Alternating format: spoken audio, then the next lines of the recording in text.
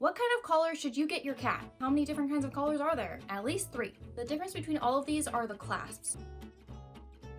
You probably see these all the time. This is actually a dog collar. It's really not suited for cats, and the reason is the clasp. For dogs, it's fine. Dogs have a really strong neck. Cats' necks are very soft, and they can be hurt pretty easily. If a cat gets stuck on something, they're not able to get out, they could choke or be seriously hurt. Here's another kind.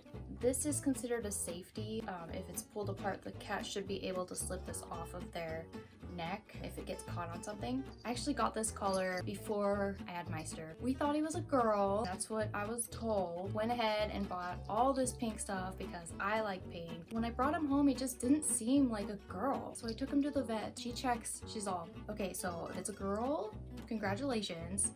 If it's a boy, and I said, surprise. She checks and she goes, I see Cheeto Puffs. It's a boy. Really haven't used this since, but not just because it's pink. There's something wrong with boys wearing pink. In fact, he looks really good in pink. I just don't feel like it's the safest option. These are called breakaway collars. They snap like this. It gets caught on something, it just comes apart. Really neat safety feature. Just for safety reasons alone, this is the kind of collar I would recommend. But what if it comes off and I lose the collar? I've lost so many collars. Meister actually figured out how to take these off himself. I used to just think it was like bothering him and he didn't want anything around his neck, but I don't think that he likes having a bell around him. So here's my theory. Pretty much all cat collars come with a bell. The great thing is we can hear them coming. The problem with that is so can everything else, including predators. If your cat is outside a lot, or even if they just escape, they might be safer without the bell. They don't want to be heard sneaking up on their prey and being very quiet about it. They can't do that with a bell. Like, everything hears them coming, prey and predators, and he's a big hunter, so that's really what I think it was. But obviously the bigger worry there is predators. So if you have an outdoor cat or one that goes outside a lot, consider getting a collar with no bell or removing the bell. I actually removed the bell from this, and Meister's been wearing it and he has not removed it yet. I did end up finding a couple of these that he had removed and they were buried.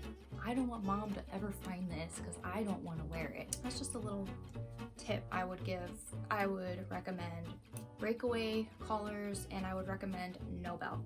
Losing them is no big deal, okay? They're like $5 or something, whatever. Like, it's just a collar. I'd much rather lose a collar than lose my cat. I mean, that isn't even a question for me. And I don't think it is for you either. I know how much you care about your babies. If you're worried about not being able to hear your cat coming, think about it this way. You won't be able to hear them anyway if they end up losing the collar, or a predator will hear them first. So to recap, buckles like these, that's a no. Never put a dog collar on a cat.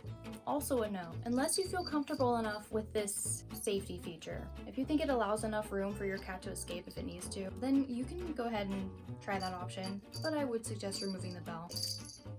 Everything can hear you, kind of leaving them defenseless, especially if there's no way to escape from it. This is honestly the safest option. Make sure the clasp is a breakaway clasp. I hope that was helpful and you learned something new. If you did, or if you have any questions, go ahead and let me know in the comments. Like, subscribe for more tips, trainings, and I will see you in the next video.